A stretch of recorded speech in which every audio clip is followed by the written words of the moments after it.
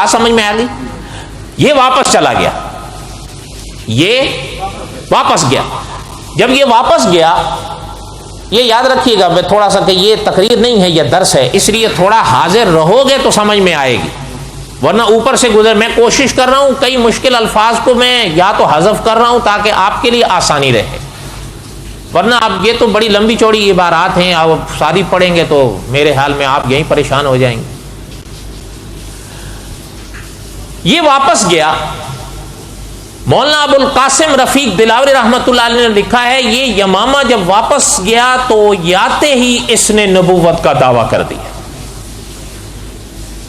حضور مدینے میں ہیں صلی اللہ علیہ وسلم، ابھی موجود ہیں، اور یہ بھی آپ حیران ہوں گے کہ جیسے میں نے ابھی آپ صلی اللہ علیہ وسلم کی حدیث پڑھی نا کہ آپ نے فرمایا کہ انہو سیکون فی امتی کذابون ثلاثون.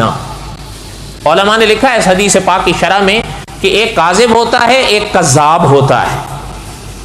مبالغے کا صیغہ ہے، پرلے درجے کا جھوٹا حضور نے قرار دیا ان لوگوں کو. یعنی اس کا ذرا جھوٹ آپ دیکھیں کہ یمامہ میں جاتے ہی نبوت کا دعویٰ کیا اور یہ الفاظ کہہ کے کیا کہ مجھے محمد رسول اللہ نے اپنی نبوت میں شریک کر لیا. حالانکہ حضور علیہ الصلوۃ والسلام نے تو صاف فرمایا تھا کہ اس خرما کی شاخ میں بھی کوئی حصہ مانگو گے تب بھی نہیں دیں گے ہم تمہیں. بات سمجھ آئی؟ اچھا اس نے دعویٰ کر دیا. اچھا ایک اور شخص تھا، اب وہ اس کا بھی قصہ لمبا ہے لیکن بہرحال نہ وقت ہے اتنا اور نہ میرے حال میں آپ کو ضرورت ہے، بس تلخیص سنیں. اب ظاہر بات ہے کہ اس نے جب یہ بات کی تو کوئی نہ کوئی ممکن ہے یہ سوال کر سکتا تھا کہ کوئی گواہی ہے یا نہیں.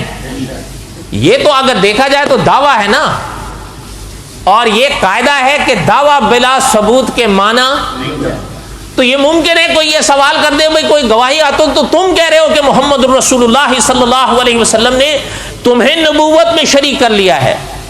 ظاہر بات ہے اس زمانے میں رابطے کے یہ حالات تو نہیں ہوتے تھے، نہ یہ نظم یا نظام ہوتا تھا جو اب ہے. تو اس نے ایک اور شخص تھا، وہ بھی عجیب آدمی تھا، اس کا نام بھی کتابوں میں لکھا ہوا ہے، بہرحال چھوڑیں. اب اس کو صاف پتا تھا کہ یہ جھوٹ ہے، اس کو صاف پتا تھا کہ یہ بات جھوٹ ہے جو یہ کہہ رہا ہے، لیکن لوگوں کے سامنے اس نے کہا میں گواہ ہوں. کیا ہے؟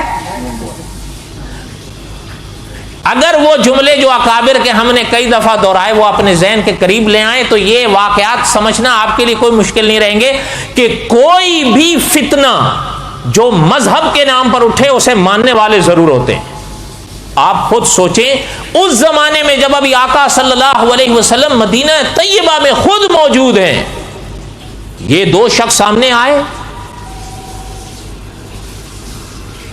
اچھا ایک اور چیز مجھے یاد ہے وہ بھی سن لیں.